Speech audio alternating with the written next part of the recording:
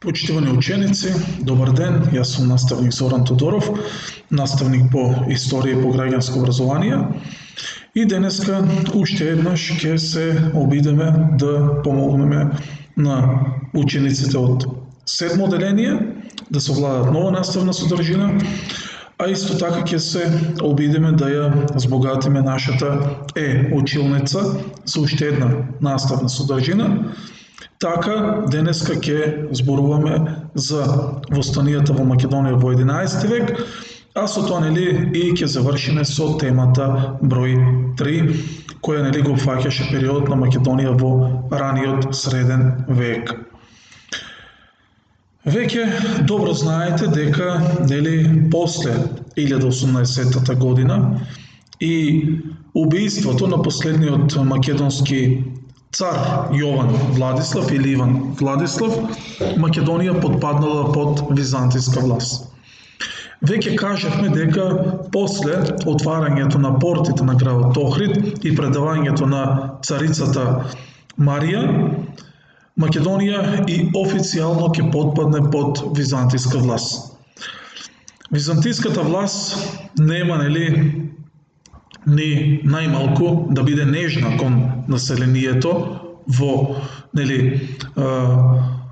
Македонија, на територијата на поранешната држава на царот Самуил. И прво нешто што ќе направи ќе биде тоа што ќе наметне тешки даноци на населението. Даноците на населението ќе бидат поделени во 3 групи: данок во натура, данок во пари и данок со работа. Односно, со данокот во натура, населението ќе биде принудено дел од своите производи да ги дава на феудалецот и на државата. Исто така ќе биде принуден да плаќа данок со пари, меѓутоа исто така ќе има и така наречен данок ангарија или данок со работа, каде што селаните неколку дена во годината ќе бидат принудени да работат во корист на феудалецот и во корист на државата. Например, ако треба да се прави мост, ако треба да се прави пат и слично, ќе бидат ангажирани селаните, без при тоа да им се плати било каков финансиски надомест. Сето ова ќе биде причина да се влоши состојбата на населението во Македонија, и сето ова ќе биде причина да има се поголемо незадоволство на населението во Македонија, и ова, пак ќе повторам, ќе биде причина да биде кренато востание во Македонија. Востанието во Македонија ќе биде кренато некаде околу 1040 година и уште со самата негова организација, уште со самото негово, да кажам, планирање, востаниците биле свесни дека за да биде успешно востанието, треба да има водач кој што има царска крв или кралска крв. Па така, тие решиле да се обратат до унгарскиот двор и да стапат во контакт со Петар Делијан. Петар Делијан инаку беше син на Гаврило Радомир, а внук на Самуил. Знаете дека Гаврило Радомир е пак син на цар Самуил. И ако се сеќавате, кога зборувавме за лекцијата, кога зборувавме за проширувањето на Самуиловата држава, кажавме дека Самуил склучи династички брак помеѓу неговиот син Гаврил Радомир и една унгарска принцеза, меѓутоа подосна со нападот на градот Лариса, Гаврил Радомир се залюби во една убава робинка Ирина и унгарската принцеза беше избркана назад во унгарскиот дворец. Во моментов кога ќе биде избркана, таа унгарска принцеза ќе биде бремена и подосна ќе го роди Петар Делијан, кој ќе биде син на Гаврил Радомир, и ете сега тој син на Гаврил Радомир ќе се најде на чело на востание во Македонија. Тој ќе прифати, да кажам, улогата да биде водач и ќе ги прифати повиците на организаторите да дојде во Македонија и да застане на чело на едно востание. Покачувањето на даноците ќе биде повод за почеток, на вооружената борба, и претходно имало покачување на даноци, меѓутоа сега новото покачување на даноци ќе биде еден вид повод за кревање на востанието. Така, организаторите на востанието се договориле Петар Делјан да застане на чело на востанието, а тие ќе го пречекаат кај реката Морава, символично ќе го кренат на штит, од прилика вака, и тоа всушност значило дека тој веќе е прогласен за цар, односно и символично востаниците ќе го прогласат за цар. Во исто време, во Албанија ќе биде исто така кренато востание.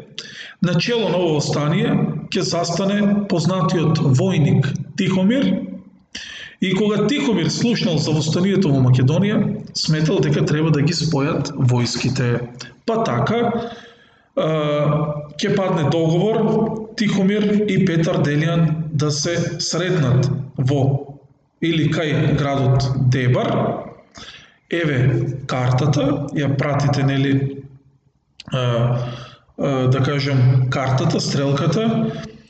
Востанието кажавме дека ќе биде кренато во Албанија, од тука, значи, ќе се сретнат кај градот Дебар, отприлика, тука, ќе дојдат востаниците на Петар Делјан и востаниците на Тихомир и ќе одлучат, ова една, да кажем, слика каде што е представена средбата помеѓу Петар Делјан и Тихомир и нивните војски, и ќе одлучат да има еден водач на востанието, тоа да биде Петар Делјан, а Тихомир ќе биде убиен со цел да не настане раздор помеѓу востаниците, тој ќе биде каменуван, а после неговата смрт Петар Делјан и тоа како значително ќе ги зголеми своите војски, односно своите востаници.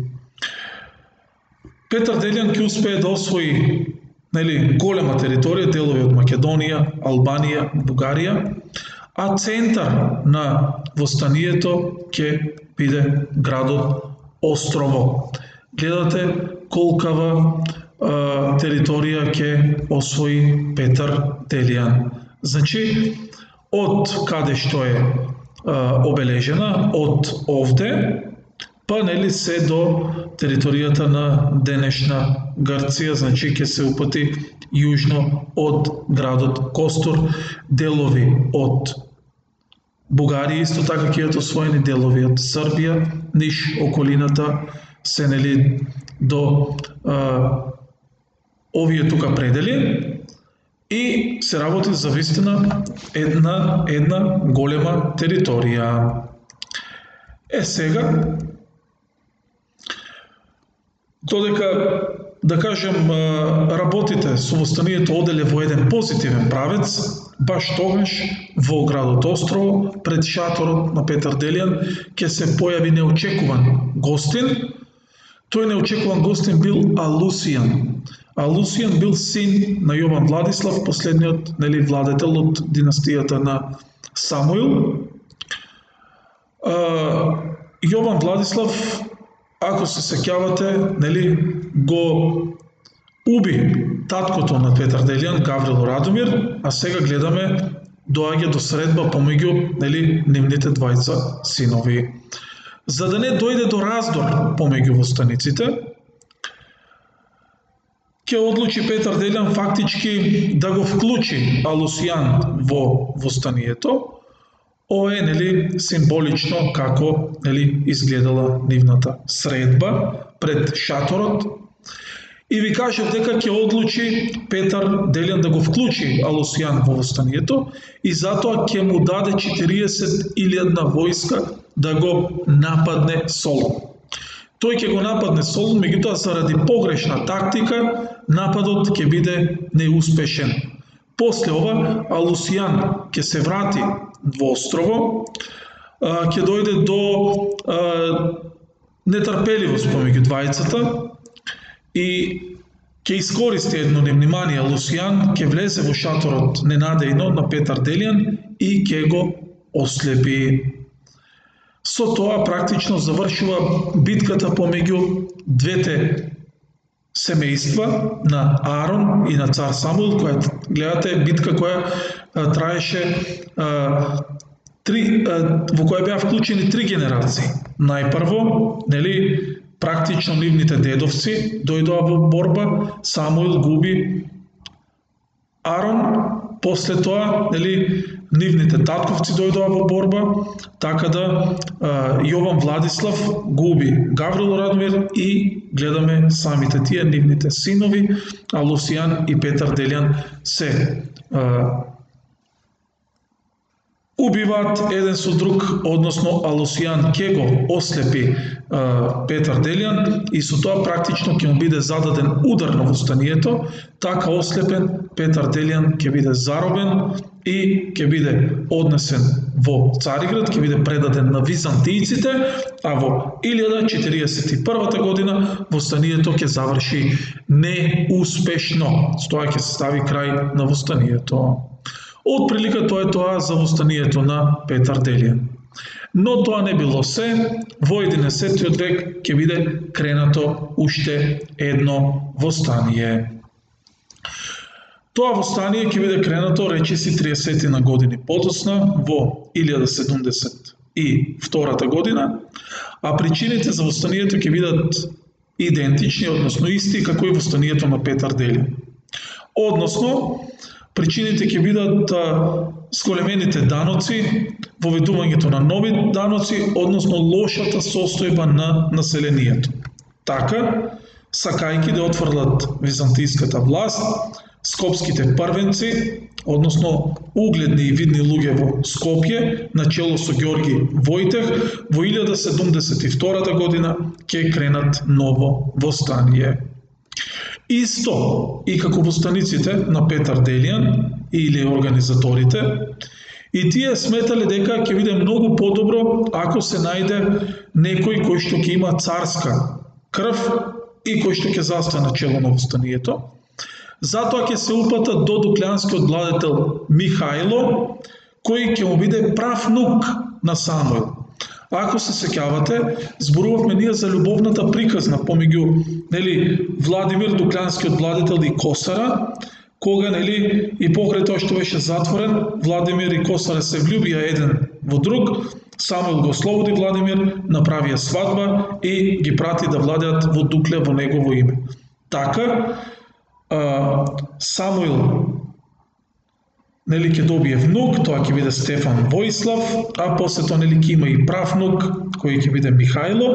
Тој Михајло е еден од најзначајните владетели на Дукле и како таков, ќе застане на чел на престолот на Дукле и на него ќе му се обратат скопските првенци за помош.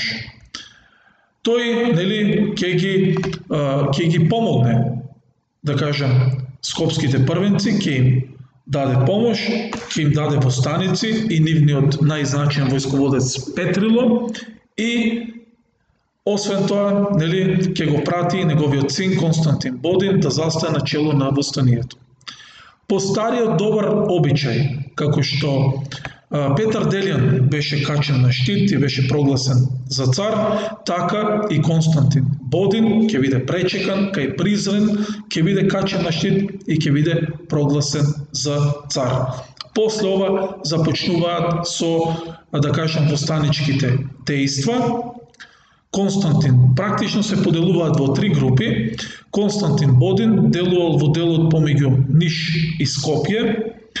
Ѓорги Војтех ќе биде во Скопската област и ќе го држи градот Скопје, додека друг дел од војската на чело со војсководецот Петрило ќе се упатат на југ кон Охрид, Костур и Девол. Значи, евеа, да кажем, картата, еден дел ќе бидат овде кај Скопје, еден дел ќе бидат во оваа област, а еден дел ќе се спуштат долу помеѓу Охрид, Девол и Костур. Кај Охрид, Девол и Костур ќе биде поразен војсководецот Петрило и тоа ќе биде за него доволна причина да се врати назад во Дукле. По исто време, византијците ќе направат иницијатива и ќе го принудат Ѓорги Војтех да го предаде Скопје. Поради ова, мора да дојде до средба помеѓу Ѓорги Војтех и Константин Бодин, за да ги усогласат работите како да делуваат понатаму. Па така, со цел да ги поправат работите, тие требало да се сретнат на Косово поле, кај местото наречено Таонион, меѓутоа ќе бидат предадени. Тука византијската војска ќе ги фати и ќе ги зароби. Целта била да се однесат во Цариград, меѓутоа од преголеми мачења на пат кон Цариград Ѓорги Војтех умира, а се однесувале подобро со Константин Бодин, бидејќи неговиот татко е владетел. Константин Бодин ќе биде откупен и ќе се врати назад во Дуклја. Овие настани всушност ќе го означат крајот на востанието. Со тоа ќе завршат обидите на македонските Словени, да ја отфрлат византијската власт, меѓутоа и да создадат своја држава.